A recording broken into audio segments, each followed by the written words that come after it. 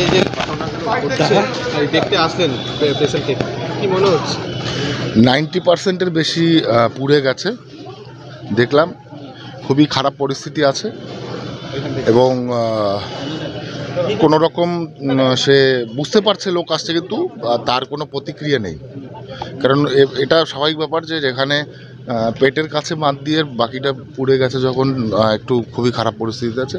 দেখা যায় এখন ভগবান তাকে যদি বাঁচিয়ে রাখে তো কারুর কারার ক্ষমতা নেই, আর ভগবান যদি তাকে বাঁচিয়ে না রাখে কারুর রাখারও ক্ষমতা নেই। এখন তার উপরে ছেড়ে দিতে হবে কি পরিস্থিতি হয়।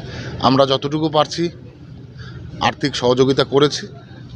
আগামীতে চিকিৎসা এবং তার পরিবারে এই মুহূর্তে যা পরিস্থিতি, ছেলে একটাই ওখানে ইনকাম করতো, সে তারা এখন তো আর ইনকাম করতে পারছে না, মায়ের পেছনে টাইম হচ্ছে, তা আমরা আর্থিক সহযোগিতা তাদের করেছি। আচ্ছা, বাবলা রায় যে রাজ্যের যে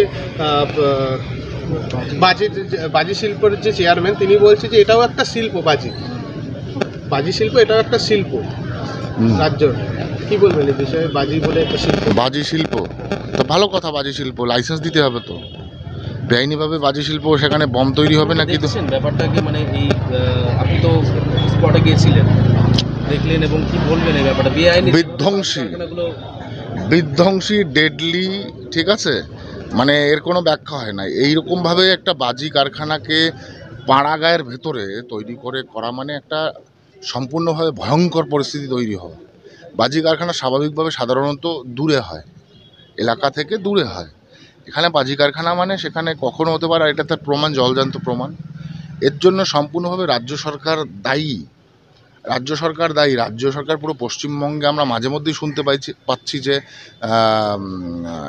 একবার হুগলিতে হলো বড় করে একটা, এখানে তো এটা ছোট ছিল। তো এরকম যদি হতে থাকে, সাধারণ জনগণ এবং আশপাশের এলাকাবাসী তারা কিভাবে ভয়ঙ্কর পরিস্থিতিতে বাস করছে এটা আমাদের বোঝা উচিত।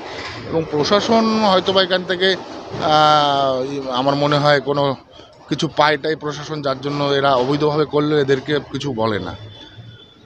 আগামীতে কিভাবে দেখবেন বা কি বলবেন, বার্তা রাখবেন? না, এলাকার লোকেরা যেভাবে গতকালকে বিধায়ককে বাধা দিয়েছে, আমাদের এখানে লোকাল বিধায়ক, তাতে কি তাদের হাত আছে কিনা, কোনো বেআইনি কিছু হয় কিনা, এটা বোঝার দরকার, জানা দরকার। প্রশাসনের নাকের ডগায় আমি কিন্তু বলে দিয়েছি যে প্রশাসন এটাকে শেল্টার দিচ্ছে, বা এটাকে 10 বছর ধরে যদি এটা বেআইনিভাবে চলে, সেটাকে কেন বন্ধ করেনি, নিষিদ্ধ করেনি, এটা তো প্রশ্নবোধক।